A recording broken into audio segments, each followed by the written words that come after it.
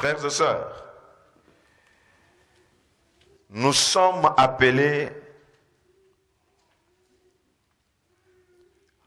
à choisir ce qui est meilleur pour nous, pour Dieu, et dans tout ce que nous faisons, choisissons le meilleur. C'est une question de choisir le meilleur.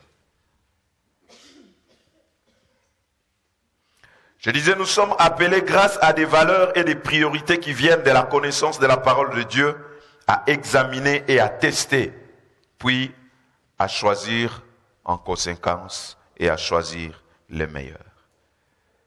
L'excellence, c'est le choix du meilleur. Amen. Non pas seulement de choisir, mais de choisir le meilleur. C'est le choix du meilleur. L'excellence, selon la Bible, est toujours liée à la question des valeurs et des priorités de Dieu. L'excellence, selon la Bible, est toujours liée à la question des valeurs et des priorités de Dieu.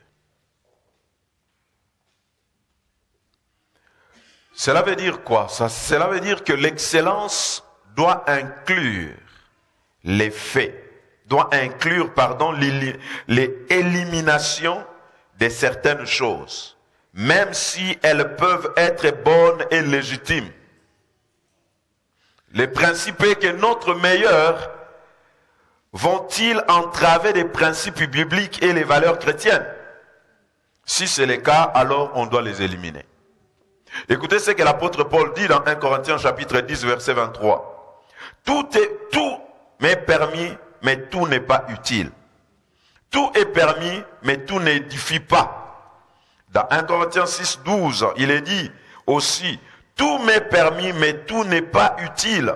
Tout m'est permis, mais je ne me laisserai asservir par quoi que ce soit.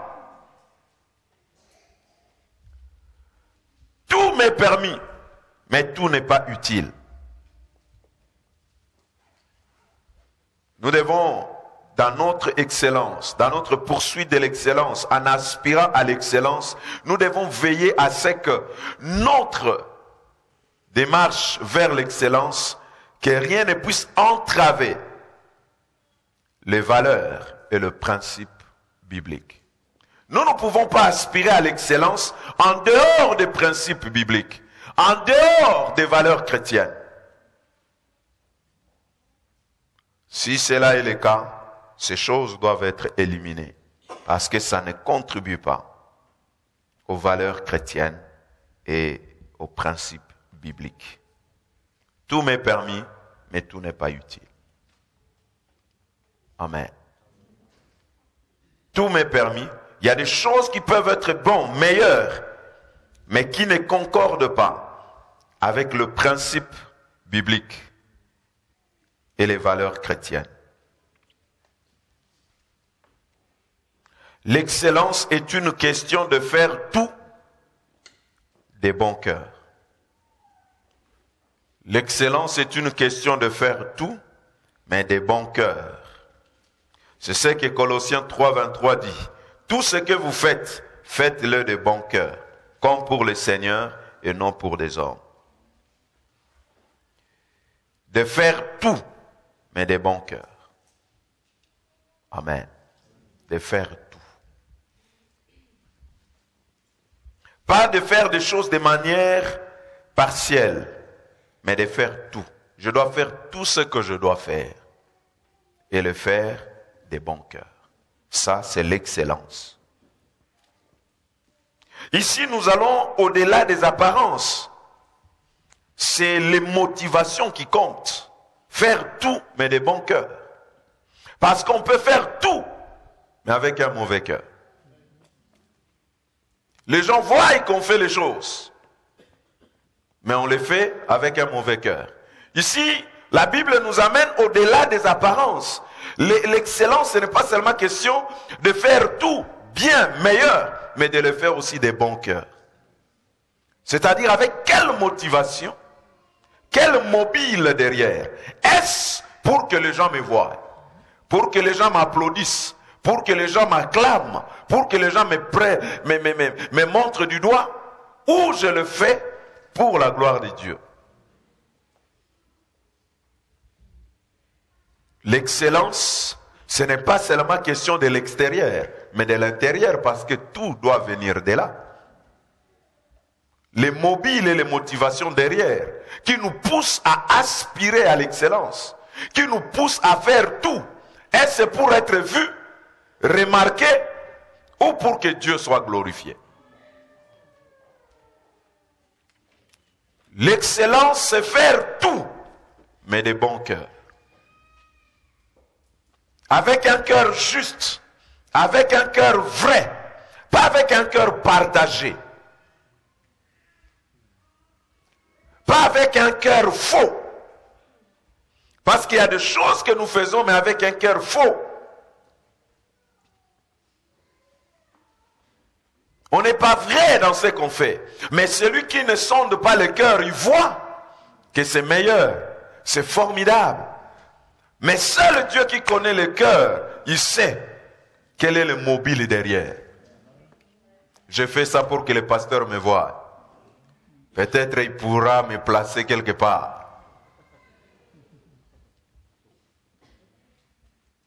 Quel est le mobile, la motivation? C'est très souvent ça le problème. L'excellence, c'est faire tout. Et de bon cœur. Amen. Tout ce que vous faites, faites-le de bon cœur.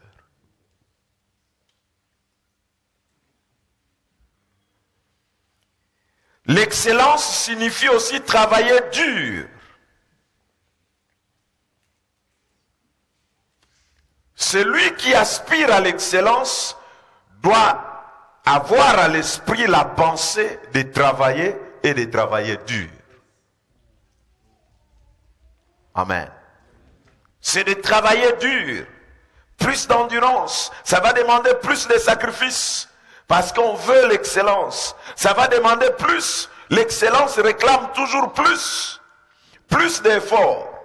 Plus de sacrifices. Plus d'initiatives. Plus et plus encore. Amen. Mais celui qui veut la facilité ne pourra jamais atteindre l'excellence. Parce que l'excellence ne passe pas par le chemin de la facilité. Mais l'excellence passe par un chemin de travail et de travail dur. Il faut que le laboureur travaille s'il veut recueillir la fruit. S'il veut recueillir le fruit, il faut qu'il travaille et travailler dur. Amen. Si vous voulez un fruit, un résultat excellent dans les choses que vous faites, vous devez apprendre à travailler dur. Ça peut vous demander de sacrifier des nuits, des heures de sommeil. Travailler dur. Être animé de cet esprit de sacrifice. C'est l'excellence. Travailler et travailler dur.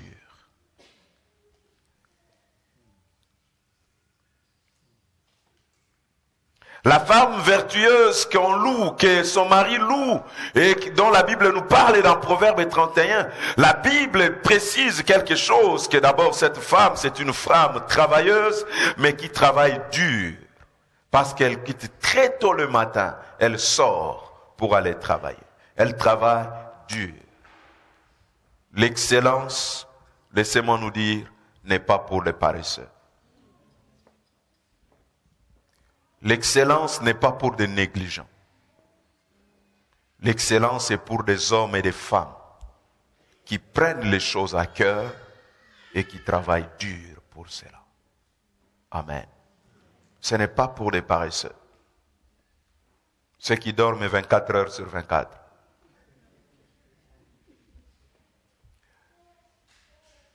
Mais c'est pour ceux qui travaillent dur.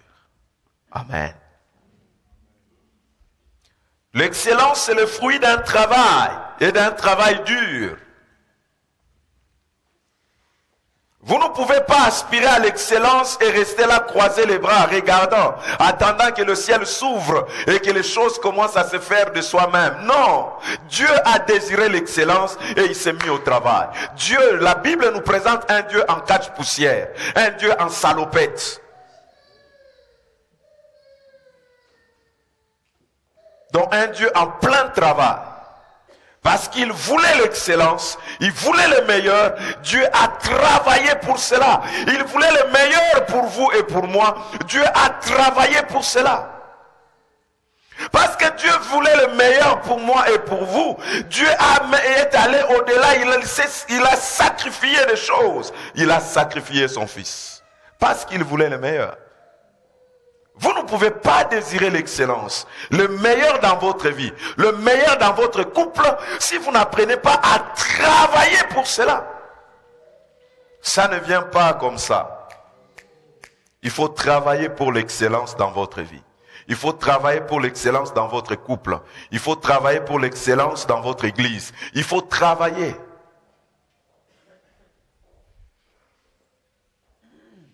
Dieu l'a fait. Dieu pour l'excellence, pour nous donner les meilleurs. Parce que quand l'homme est venu en Éden, il a trouvé que tout était déjà là. Tout était là. C'était beau, bien.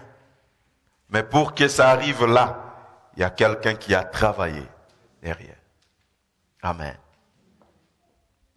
J'aime beaucoup les gens, quand ils viennent, ils entrent, ils disent « Waouh, c'est beau, ça a changé. » Mais pour que ça arrive là, il y a des hommes et des femmes qui ont travaillé. Amen. Donc l'excellence est un fruit du travail. Si vous voulez l'excellence, le meilleur, vous devez apprendre à travailler pour cela. Il faut travailler, frère.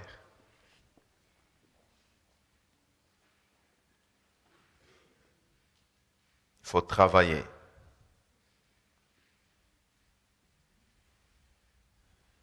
Et ça, c'est à cela que nous devons aspirer, à l'excellence. Car Dieu nous attend dans l'excellence. Et il veut que nous travaillions pour l'excellence. Non, nous ne devons pas travailler pour la médiocrité. Nous devons travailler pour l'excellence, pour le meilleur. Pour avoir le meilleur, pour vivre le meilleur, pour expérimenter le meilleur. Nous devons travailler pour que les choses aillent de mieux en mieux. Amen. Travailler pour le meilleur. Et ainsi, nous allons voir et vivre la gloire de Dieu en travaillant et en cherchant les meilleurs pour nous, aussi pour les autres. Amen. Pour nous, mais aussi pour les autres. Le meilleur pour nous, mais aussi le meilleur pour les autres. Afin qu'en tout et pour tout, le nom de notre Dieu soit glorifié. Le seul motif qui nous inspire, qui nous pousse à aspirer à l'excellence, c'est la gloire de Dieu. Amen. C'est le motif qui nous pousse à aspirer à l'excellence, à désirer l'excellence pour nous-mêmes, pour notre Église, c'est la gloire de Dieu.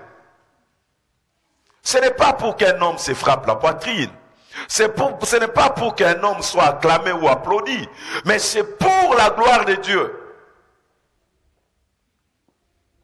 que nous cherchons l'excellence, que nous aspirons à l'excellence. Et c'est ce que la Bible nous dit dans 1 Corinthiens 10, 31. Que ce soit que vous mangez ou buviez, faites tout